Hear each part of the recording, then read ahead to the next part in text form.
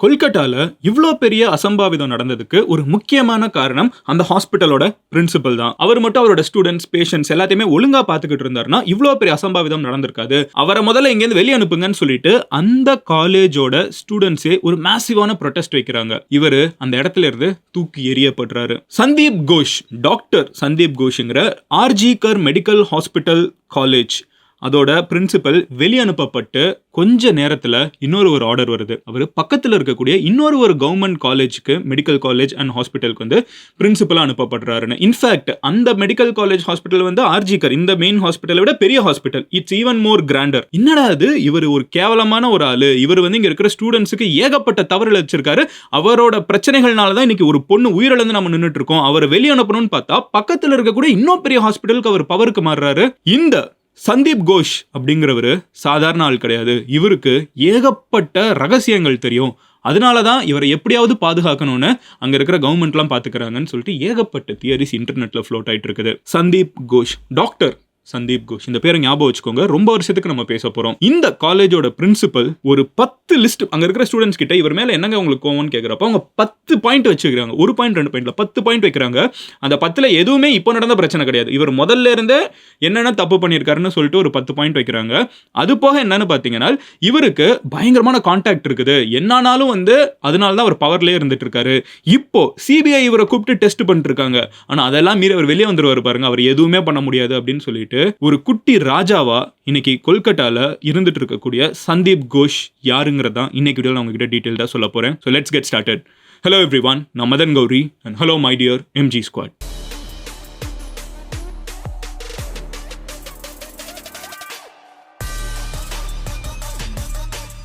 RG Kar medical college hospital, இதை பற்றி நான் உங்களுக்கு புதுசாக இன்ட்ரடியூஸ் பண்ணணும்னு அவசியம் இல்லை. ஆல்ரெடி நீங்கள் வந்து மதன் கௌரி ஸ்பேஸ் கொல்கட்டான்னு சர்ச் பண்ணிங்கன்னா இதை பற்றி நான் மேக் பண்ண வீடியோவை நீங்கள் பார்த்துருவீங்க. இல்லைனா இப்போ கூட நீங்கள் பார்த்துட்டு வரலாம். உங்கள் எல்லாருக்குமே தெரிஞ்சிருக்கும் கொல்கட்டாவில் எவ்வளோ பெரிய ஒரு நீதி இழைக்கப்பட்டிருக்குன்னு. இது எல்லாத்துக்கும் பின்னாடி அங்கே இருக்கக்கூடிய ஸ்டூடெண்ட்ஸுக்கு ஒழுங்கான ஃபெசிலிட்டிஸ் ப்ரொவைட் பண்ணப்படலை. அங்கே ஒழுங்கான செக்யூரிட்டி கிடையாது. செக்யூரிட்டி வந்து சரக்கு அடிச்சுட்டு வரானா இல்லையான்னு யாரும் செக் பண்ணுறதுக்கு கிடையாது. அந்த மொத்த ஹாஸ்பிட்டலோட கேம்பஸ்குள்ளேயே சரக்கெல்லாம் அடிக்கலாங்கிறது தான் நம்மளுக்கு தெரிஞ்ச பிரச்சனைகள். பட் இந்த சந்தீப் கோஷ் வந்த நாள்ல இருந்தே இந்த ஹாஸ்பிட்டல்ல பிரச்சனைகள் தான் இருக்குது. இவர் யாருன்னு பாத்தீங்கன்னா இதே ஆர்ஜிகர் மெடிக்கல் காலேஜ் ஹாஸ்பிட்டல், கரெக்டா?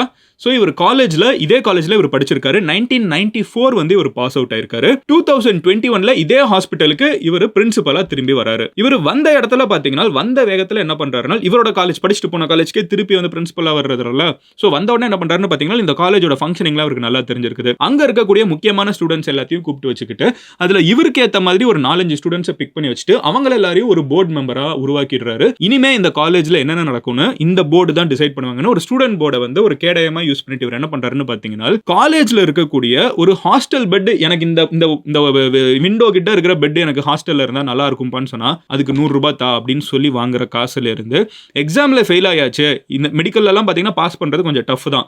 ஸோ பாஸ் பண்ணுங்கிறவங்க கிட்ட வந்து லட்சக்கணக்கான காசு வாங்குற வரைக்கும் இந்த ஸ்டூடெண்ட்ஸை யூஸ் பண்ணி இந்த சந்தீப் கோஷ்ங்கிறவர் வந்து பயங்கரமா சம்பாதிச்சுட்டு இருந்திருக்காரு. இது 2021 இருந்து நடந்துட்டு இருக்குது. ரெண்டாவது இவர் மேல வைக்கப்படக்கூடிய குற்றச்சாட்டு என்னன்னு பாத்தீங்கன்னா இதெல்லாத்தையுமே பார்த்துட்டு இருக்கிற ஸ்டூடெண்ட் ஸ்டார்டிங்ல ஓகே ஒரு கேஸ் 2 கேஸ்னு விட்டுட்டு போனா எங்க போனாலும் ஒரு காசு எடுத்து வச்சாதான் இந்த காலேஜ்குள்ள, கவர்மெண்ட் காலேஜ் யோசிச்சு பாருங்க, கவர்மெண்ட் காலேஜ்ல கஷ்டப்பட்டு படிச்சு மார்க் வாங்கி வரவங்க தான் வருவாங்க. அந்த காலேஜ்குள்ள காசு எடுத்து வச்சாதான் எந்த வேலையும் நடக்கும். எந்தது ஆஸ் சிம்பிள் அஸ் சாப்பாடு எங்களுக்கு ஒழுங்கா வேணும்னு கேட்கறதுல இருந்து, எங்களுக்கு இந்த ஓரத்தில் இருக்கிற பெட் வேணும்னு சொல்றதுல இருந்து, கவர்மெண்ட் வந்து என்ன பட்ஜெட் அலோகேட் பண்ணாலும் இந்த ஹாஸ்பிட்டல் காலேஜ்ல வந்து எல்லாருக்குமே லஞ்சம்னு இவர் வச்சிட்டு இருந்திருக்காரு. ஸோ இதெல்லாத்தையுமே எதிர்த்து அங்க இருக்கக்கூடிய மெடிக்கல் ஸ்டூடெண்ட்ஸ், ஓகேவா, ஃபியூச்சர் ஆஃப் வெஸ்ட் பெங்கால், இந்தியாவோட ஃபியூச்சர்னே கூட சொல்லக்கூடிய மெடிக்கல் ஸ்டூடெண்ட்ஸ் எல்லாருமே ஒரு மிகப்பெரிய ப்ரொட்டஸ்ட்டை இவரோட டோரை விட்டே வெளியே வர முடியாத அளவுக்கு ஆல்ரெடி பண்ணியிருக்காங்க. மெகா ப்ரொட்டஸ்ட் ஒன்று பண்ணியிருக்காங்க. ஸ்டூடெண்ட்ஸ் லிட்டரலா ஒரு டோரை வந்து க்ளோஸ் பண்ணிட்டு இந்த பிரின்சிபல் சரியில்லை, இவரை மாத்துங்க அப்படின்னு சொல்லிட்டு கவர்மெண்ட் கிட்ட ஒரு மிகப்பெரிய ரெக்வெஸ்ட் வச்சிருக்காங்க. அது மட்டும் இல்லாமல் பாத்தீங்கன்னா இவர் மேல வைக்கக்கூடிய குற்றச்சாட்டுகள் இந்த காசெல்லாம் வாங்குறாருங்கிறது போக மூணாவது மிகப்பெரிய குற்றச்சாட்டு என்னன்னு பாத்தீங்கன்னா அங்க கவர்மெண்ட் ஹாஸ்பிட்டல், கரெக்டா? ஸோ நிறைய பேரோட உடல்கள் வந்து இந்த விபத்து அந்த மாதிரிலாம் இருந்தால் அங்கே தான் நிறைய வரும். அப்படி யாராவது உடல்கள் வந்து அன்கிளைம்டா இருக்குன்னா, சொந்தக்காரங்க யாரும் இல்லை யாரும் கிளைம் பண்ணுறதுக்கு வரலைன்னா அந்த உடல்களை வந்து பிரைவேட் காலேஜஸ்க்கு வந்து கம்மியான காசுக்கு வித்துட்டு வரான். அதை வர்ற காசை இவரே பாக்கெட் பண்ணி போறான். யோசிச்சு பாருங்க இது எவ்வளவு பெரிய கொடூரம்னு. எல்லாருக்குமே கடைசியில் அவங்கவங்க குடும்பத்தில் வந்து ஒழுங்கான அவங்களோட முறைப்படி ஒரு தகனம் செய்யணும்னு நினைப்பாங்க. ஒரு மனிதனோட கடைசி முடிவு அங்கே தான் இருக்குது. ஆனா அப்படி ஒரு கவர்மெண்ட் ஹாஸ்பிட்டலுக்கு நம்பி போறவங்களோட உடலை கூட இவர் வந்து கேட்கறதுக்கு ஆள் இல்லை, ஏதாவது ஏமாத்திட முடியும் அப்படின்னு தெரிஞ்சிருச்சுன்னா அந்த உடலை வந்து பிரைவேட் ஹாஸ்பிட்டலுக்கு வித்துடுவாருன்னு சொல்லிட்டு அங்க கூட வேலை பார்க்கக்கூடிய டாக்டர்ஸே அலிகேஷன்ஸ் இவர் மேல வைக்கிறாங்க. நாலாவது என்னன்னு பாத்தீங்கன்னா biomedical waste. It's a big hospital. இந்த பயோமெடிக்கல் வேஸ்ட்னு சொல்றப்ப சிரிஞ்சில இருந்து ஏகப்பட்டது இருக்குது. இல்ல நிறைய தான் நம்ம ரீசைக்கிள் பண்ண முடியும். இது எல்லாத்துக்குமே வேஸ்ட் கிடையாது. இதுக்கு ஒரு வேல்யூ இருக்குது. இந்த மாதிரி பயோமெடிக்கல் வேஸ்ட்டை பக்கத்து கண்ட்ரியான பங்களாதேஷ்க்கு இல்லீகலா வித்துடுறாருன்னு வேற ஒரு கம்ப்ளைண்ட் இவர் மேல வைக்கப்படுது. அண்ட் அடுத்த அஞ்சாவது என்னன்னு பாத்தீங்கன்னா இது ஒரு கவர்மெண்ட் ப்ராப்பர்ட்டிங்கிறதுனால ஹாஸ்பிட்டல் காலேஜ்ங்கிறது பெரிய ஸ்பேஸ் இருக்கு. கரெக்டா ஏக்கர்ஸ் ஆஃப் ஸ்பேஸ் கொல்கத்தாவோட ஹார்ட்ல இருக்குது. ஸோ இதை சுத்தி இருக்கக்கூடிய நிறைய கவர்மெண்ட் ப்ராப்பர்ட்டிஸ், இந்த ஒரு சின்ன கிரவுண்ட் ஏரியா இருக்கும், அது எல்லாத்தையுமே வந்து கவர்மெண்ட் ஏரியாவை வந்து இவர் காசு வாங்கிட்டு லீஸ்க்கு விட்டுருக்காரு. கவர்மெண்ட் அதை லீஸுக்கே விடல. இவரே காசை வாங்கிட்டு காலேஜோட கிரவுண்டு, காலேஜோட பில்டிங்ஸ் எல்லாத்தையுமே லீஸுக்கு விட்டு அதுலயும் சம்பாதிச்சிட்டு இருந்திருக்காரு. ஆறாவது என்னன்னு பாத்தீங்கன்னா காலேஜ்குள்ள இருக்கக்கூடிய கான்ட்ராக்ட்ஸ் இருக்குல்ல, which is big. இது வெறும் காலேஜ் கிடையாது, இது வந்து கவர்மெண்ட் ஹாஸ்பிட்டல் வேற. ஸோ நிறைய பேர் வந்துட்டு போவாங்க. பார்க்கிங் கான்ட்ராக்ட் எவ்வளோ இருக்குன்னு யோசிச்சு பாருங்க. ஃபுட் கான்ட்ராக்ட் கேன்டீன்ல எவ்வளோ இருக்குன்னு யோசிச்சு பாருங்க. இந்த மாதிரி சின்ன சின்ன ஃபுட்டு, அப்புறம் ரோடு போடுற கான்ட்ராக்ட், உள்ளுக்குள்ள ஏரியாக்குள்ள போடக்கூடிய ரோடு, பைக் நிறுத்துறதுக்கு பார்க்கிங் கான்ட்ராக்ட், எலக்ட்ரிசிட்டியை வந்து நம்ம ஒருத்தங்க கிட்ட இருந்து வாங்குறப்போ அதுக்கு ஒரு கொடுக்கக்கூடிய கான்ட்ராக்ட், ஜென்ரேட்டர்ஸ் வாங்கக்கூடிய கான்ட்ராக்ட், இந்த மாதிரி எங்கெங்க காசு அடிக்க முடியுமோ எல்லாத்துலயுமே அவங்க கிட்ட இருந்தும் காசை வாங்கிட்டு இதை ஸ்டூடெண்ட்ஸ்க்கு ப்ரொவைட் பண்றப்போ இவங்க கிட்ட இருந்தும் காசை வாங்கிட்டு எல்லாத்தையுமே பிரைபா மட்டுமே பார்த்து ஒரு முழுக்க ஒரு ஊழல் பெருச்சாலியா இருந்திருக்காரு. அடுத்து இவர் மேல இன்னும் முடியல, நான் அடுத்து சொல்றேன். இதெல்லாம் ஸ்டூடெண்ட்ஸ் வந்து சொல்லி இவரோட டோரையா முற்றுகையிட்டு ப்ரொடெஸ்ட் பண்றாங்க. ஓகேவா? அது மட்டும் இல்லாம அக்தர் அலி அப்படின்னு சொல்லப்படக்கூடிய ஃபார்மர் எம்ப்ளாயி இதே ஹாஸ்பிட்டல் இருந்தவர் என்ன சொல்றாருன்னு பாத்தீங்கன்னா இது எல்லாத்தையுமே லீகலா ஸ்டூடெண்ட்ஸ் ப்ரொடெஸ்ட் பண்றாங்க. இது எல்லாத்தையுமே ஆனா லீகலா, வெறும் ப்ரொடெஸ்ட் பண்ணி ஒன்றும் பண்ண முடியாது. இது லீகலா எடுத்துட்டு போகணும். ஸோ லீகலா எடுத்துட்டு போறதுக்கு அஃப்கோர்ஸ் மெயின் ஸ்ட்ரீம் அடல்ட்ஸ் உள்ளுக்குள்ள வராங்க. அக்தர் அலிங்கிறவர் வந்து ஒரு ஃபார்மர் எம்ப்ளாயி, வேலை போயிடுச்சு, வேலையே போனாலும் பரவாயில்ல அப்படின்னு சொல்லிட்டு இவர் வந்து போர்டு இருப்பாங்கல்ல, ஸோ கரப்ஷன் போர்டா இருக்கட்டும், அப்புறம் வந்து கவர்மெண்ட்ல வந்து மெடிக்கல் போர்டா இருக்கட்டும், எல்லாருக்குமே லெட்டர்ஸ் இது எல்லாத்தையுமே ப்ராப்பரா டாக்குமெண்ட் பண்ணி எல்லாத்தையும் வச்சு அனுப்பிச்சு விடுறாரு. அனுப்பிச்சு விட்டு ஸ்டூடெண்ட்ஸ் ப்ரொடெஸ்டும் பெருசா போயிட்டு இருக்குன்னு தெரிஞ்ச உடனே 2023 ஜூன், அதாவது ஒரு வருஷத்துக்கு முன்னாடி ஜூன் மாசமே வந்து இவரை டிரான்ஸ்ஃபர் பண்றாங்க. டிரான்ஸ்ஃபர் பண்ணி ஸ்டூடெண்ட்ஸ் எல்லாம் ஓகே சூப்பர்னு செலிப்ரேட் பண்ணிட்டு இருக்கிற அடுத்த நாள் மறுபடியும் இவர் அதே காலேஜ்க்கு வந்து இறங்குறாரு. இன்ஃபேக்ட் இந்த தடவை வந்து இறங்குறப்ப பவுன்சர்ஸோட வந்து இறங்குறாரு. ஏன்னா அவர் காலேஜில் அவர் வேணான்னு சொல்லிட்டு அவங்களோட ஸ்டூடெண்ட்ஸே ப்ரொடெஸ்ட் பண்றாங்க. ஸோ பவுன்சர்ஸ் எல்லாத்தையும் உள்ளுக்குள்ள வச்சுட்டு போறாரு. எல்லாருக்கும் பயங்கர ஆச்சரியம், எப்படி இவர் திருப்பி வந்தாருன்னு பார்த்தா கவர்மெண்ட் வந்து இவரை முதல்ல டிரான்ஸ்ஃபர் பண்றாங்க, மறுபடியும் அடுத்த நாளே மறுபடியும் டிரான்ஸ்ஃபர் கேன்சல் பண்ணி விட்டுறாங்க. சரின்னு சொல்லிட்டு மறுபடியும் ஸ்டூடெண்ட்ஸ் வந்து கொஞ்ச நாள் கழிச்சு ஜூன், ஜூலை, ஆகஸ்ட், செப்டம்பர்னு போன வருஷம் மறுபடியும் 3 மாசம் கழிச்சு ஒரு 100 days கழிச்சு இவர் அடங்கின மாதிரி தெரியல, மறுபடியும் தொல்லை பண்ணிருக்காருன்னு தெரிஞ்சவொன்னு ஒரு மேசிவ் ப்ரொடெஸ்ட் பண்றாங்க. அப்பவும் இவர் டிரான்ஸ்ஃபர் பண்ணப்படுறாரு. பட் பண்ண வேகத்தில் அடுத்த நாள் மறுபடியும் கேன்சல் ஆகி திருப்பி வந்துடுறாரு. அப்போ இந்த ஆர்ஜிகர் அப்படின்னு சொல்லப்படக்கூடிய இந்த ஒரு மெடிக்கல் காலேஜ் ஹாஸ்பிட்டல் வந்து இவரை கேள்வியே கேட்க முடியாதா? இவரை எதிர்த்து அங்க இருக்கிற எல்லா ஸ்டூடெண்ட்ஸும் ப்ரொடெஸ்ட் பண்ணாலும், சொந்த ஃபெட்டர்னிட்டியே வந்து வேலையே போனாலும் பரவாயில்லன்னு சொல்லிட்டு கம்ப்ளைண்ட் பண்ணாலும் இவர் அந்த இடத்துல இருந்து அசைக்கவே முடியல.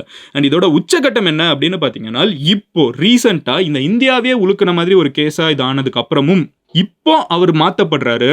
மாத்தி திருப்பி வராரோ இல்லையோ, அதை விட இன்னொரு பெரிய ஹாஸ்பிட்டலுக்கு அவர் பிரின்சிபலா மாற்றப்படுறாரு. அங்க இருக்கிற ஸ்டூடெண்ட்ஸ் ப்ரொடெஸ்ட் பண்றாங்க, இவ்வளவு கேவலமான ஒரு ஆளை வந்து எங்களுக்கு பிரின்சிபலா வைக்காதீங்கன்னு சொல்லி. பட் அவர் அங்க மாற்றப்படுறாரு. இன்ஃபேக்ட் இதை தான் வந்து கோர்ட்டு கூட கேட்குறாங்க, எப்படி ஒரு ஆள் வந்து ஒழுங்கா ஹேண்டில் பண்ணல, ஒரு பொண்ணு வந்து இறந்து போனதுக்கு அப்புறம் இன்னும் போஸ்ட்மார்ட்டம் பண்ணல, நீங்க வந்து பார்த்தா உங்களுக்கு தெரியலன்னா கூட வச்சுக்கோங்க, அது தெரியும், அது ஒரு சுத்தமான பொய். பட் ஸ்டில் அதை அப்படி கன்சிடர் பண்ணா கூட அப்பா அம்மா கிட்ட ஏன் வந்து தற்கொலைன்னு சொல்லி பொய் சொல்லணும், அதுக்கு என்ன ரீசன் அப்படின்னு கோர்ட் நிறைய கேள்விகள் கேட்டுட்டு இருக்காங்க. சிபிஐ நிறைய கேள்வி கேட்டுட்டு இருக்காங்க. ஆனா இவ்வளவும் பண்ணிட்டு இருக்கிற நேரத்துல அங்க இருக்கிற கவர்மெண்ட் என்ன பண்றாங்க, இவரை வந்து பக்கத்து ஹாஸ்பிட்டலோட பிரின்சிபலா மாத்தி வைக்கிறாங்க. இவர் மேல ஆக்ஷன் எடுத்து வெளியே அனுப்புவாங்கன்னு பார்த்தா, அப்போ இது எல்லாத்துக்குமே காரணம் என்னன்னு பாக்குறப்போ அங்க இருக்கக்கூடிய ஸ்டூடெண்ட்ஸ் என்ன சொல்றாங்கன்னா, இவருக்கு west Bengal medical association WBMA ஓகேவா, அவங்களோட மிகப்பெரிய க்ளோஸ் டைஸ் இருக்குது.